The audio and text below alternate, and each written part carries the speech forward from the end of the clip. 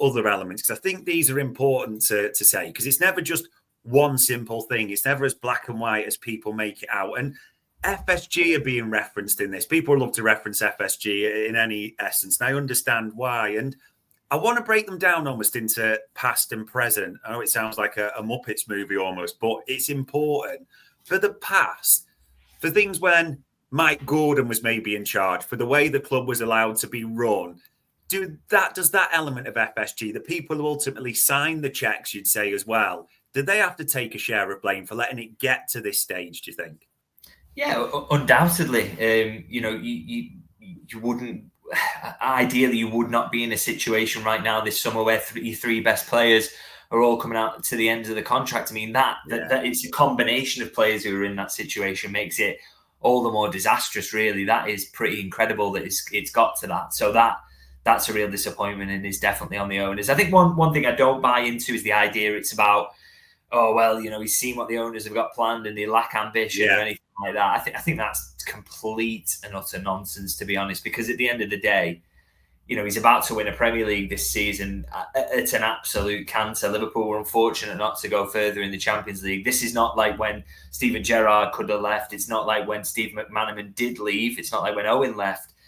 This is a genuinely competitive team. The only one I've seen consistently competitive in my 36 years of life, by the way. So, you talk about ambition. This is as good as it's been for Liverpool for 3 decades. So, I don't really agree that that's kind of had anything to do with it, to be honest. So, I don't so much really buy into that one. But I think, the management of the club did kind of fall by the wayside for a little bit. There was the uncertainty around the sale, which definitely did not help when you had some key players coming to the end of the contracts. The backroom staff and the changes there were a massive factor in it as well. And ultimately, that all happened on the owner's watch. So they do deserve a share of the blame. But, I would stop short.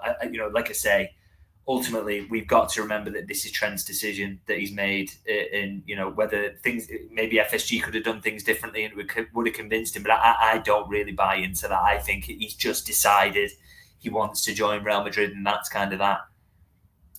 I suppose from that as well, where do you stand on the revised structures element? Because I've seen people saying, oh, Richard Hughes has done nothing. But obviously all the information that's come out is Julian Ward seems to be on the contracts. And so people will put sort of Edwards, Ward, Hughes together in that way. Do you think it's a case of they were just handed almost a poison chalice? They couldn't have done anything? Or do you think they will carry some blame in this? Yeah, because I think surely by the point, like I said, I don't believe the idea he's been planning this for 2 years or anything like that. But I think by the time it gets to 12 months, gets to 6 months, once Richard Hughes has got his feet under the table, he probably has a pretty good idea that he wants to do this. So, how do you convince him otherwise? It's not a move, in my opinion, that's anything to do with money. I think he will earn more in Real Madrid, but I think it's more to do with the fact that he just wants to try it. He wants the lifestyle, training later in the day, the sunshine, all those aspects of it, speaking the language. It's fantastic. Madrid is an absolutely fabulous city, by the way. So if anyone wants me to go there and cover Madrid, I am absolutely up for that. So, it's all these other aspects. And so if it was just about money, you could go, well, why haven't they gone a bit higher? Why haven't they done more to convince this player who's a local lad? He's got all this importance. Why have they not done that? But I just don't think it is about, I don't think it is anything to do with money. And I don't think there's much more Richard Hughes could have done or Julian Ward to convince the player. I think they've put enough money on the table to him there, and it isn't enough, because you can't, as good as playing for Liverpool is, you can't offer that lifestyle change, that one-off experience that he will not get to do for the rest of his life. So, he's got one shot at this, and he's wanted to take that one shot. So, I don't know what more they could have done really to convince him once his mind was made up. It does seem pretty hard to lay any blame at the current incumbents, the people who negotiate that at the moment. And this is what I was thinking towards as you were saying it. And Red Armchair Supporters put there, if they'd have known this and he's put it to come clean and said he was leaving, they'd have probably sold him last summer. Do you think if that was the case, if they got the tip of the nod to say, yeah, I am probably going to, do you think they would have pushed? And people will also reference that, I think it was a £20 million bid, wasn't it, in January as well? So do you think people will look at that as the current incumbents not doing anything at all? what would people have preferred there for him to accept the January bid? I certainly wouldn't have. I'd rather not. I'd rather give up £20 million for a Premier League title, particularly as it's not my money. So I don't think it's going to make a big dent in reinvestment there. So for as much as this ownership's talked about as being money obsessed and this, that, and the other, they had a choice to make there in terms of they could have just sold him for £20 million and risked winning the Premier League title, and they didn't do that. So I think that's a positive. And I think that's probably true about, if he'd come to them last summer and said he wanted to go, they would have probably tried to broker a deal. The main question mark then would have been, would Real Madrid have been able to do it? Because they were signing Mbappe at the time, and although he came on a free, obviously the money that's associated with that deal will be absolutely outrageous. So did they have the headway to do that? I'm not so sure. I'm not so sure, really.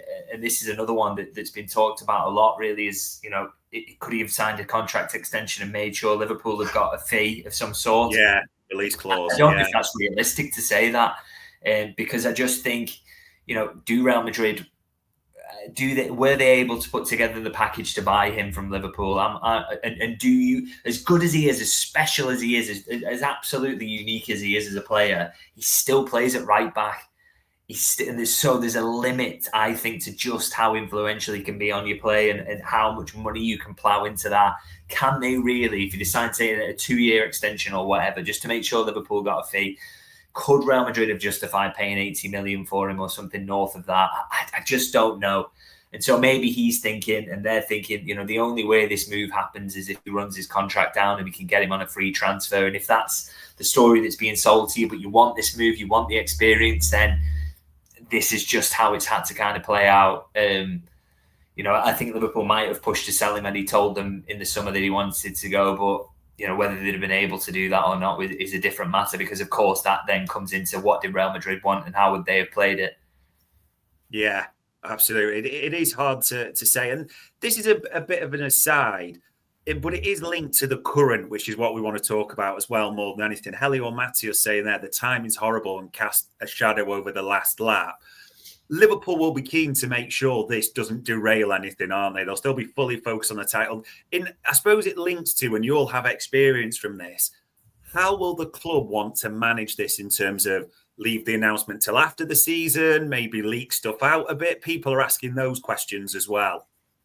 So on who leaked it, it's definitely come from the Real Madrid side. You can categorically say that. Nobody at Liverpool is talking about this. And I would disagree with the idea it casts a shadow over the Premier League title win that's coming. For me, I don't know. Maybe when I was a bit younger, I would have seen this completely differently. But you support Liverpool. You want Liverpool to succeed.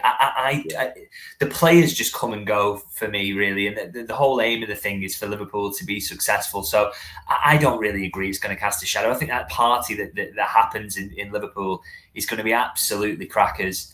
I really don't buy into the idea it casts a shadow over it. But to go back to your kind of question on it, which was around... the way the club would try and control the narrative. Yes, yes. Out there, yeah. So in terms of that, I imagine, he's going to be out for a little while yet with his injury. I imagine the club would absolutely love to have the title wrapped up by the time that they confirmed it.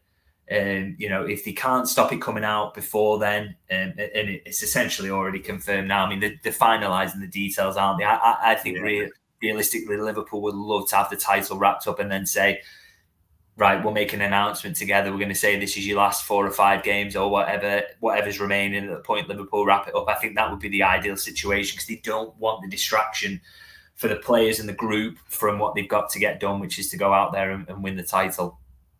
It does feel that way. They always say, bring the bad news in on the good news cycle, and people will try and gloss over it a little bit. So you could well understand a little bit of them doing that and moving forward. And this one is important to discuss because, just to be clear, it says Jurgen Klopp to Bain, ? On the screen there. I adore Jurgen Klopp. He's absolutely one of my idols, a hero of mine beyond belief. But even your heroes can be fallible. And when you look at this in the cold light of day, and obviously we think of the situation just before Jurgen Klopp left the club, his power, we've talked about this on pods, was almost all-encompassing at the club. That dynamic had changed completely. And obviously, people had speculated around what that meant for Michael Edwards in the past, etc. Jörg Schmadtke there was almost I mean, he was brought in, we thought, as a sporting director, but I had to look this up in this morning just to check. Jurgen Klopp called him his transfer assistant in an interview, which probably said how it would change specifically. Is there a part of you thinking, and it's not being derogatory about a great man, but Jurgen Klopp maybe carries a point of this and been part of letting them get to this stage with his power in the situation? Yeah, so again, this kind of ties into where the ownership again deserve blame, because they made the decision, they made the call to give him that extra power. So again, you look at, was that a wise decision? It's definitely played a role in what's transpired with this situation. So I don't think the ownership's hands are kind of clean on this one either.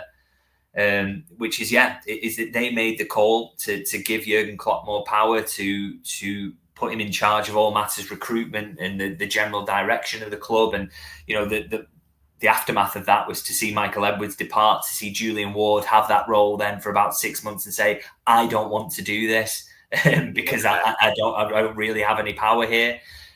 So once you do that and you don't have a sporting director in place who's overseeing the general health of the club in the long term, you get situations start to emerge, like contracts getting closer and closer to expiring, your three best players being in one summer this close to expiry and therefore potentially leaving on a free transfer. And Jörg Schmadtke shouldn't take any of the blame, because it was obvious what his role was coming in.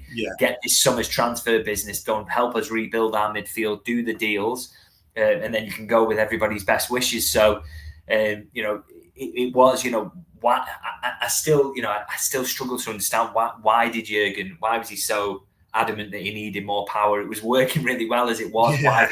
Why rip it up? I don't understand what the thinking was behind that. So, and it's been a part of the reason this situation has come about. Like I said, you can't always go too far in that, because obviously it's Trent's decision at the end of the day. And like I say, whether Jurgen hadn't took on more power, whether they had a consistent sporting director or not, maybe this would have happened anyway, because Trent Alexander-Arnold wanted to join Real Madrid.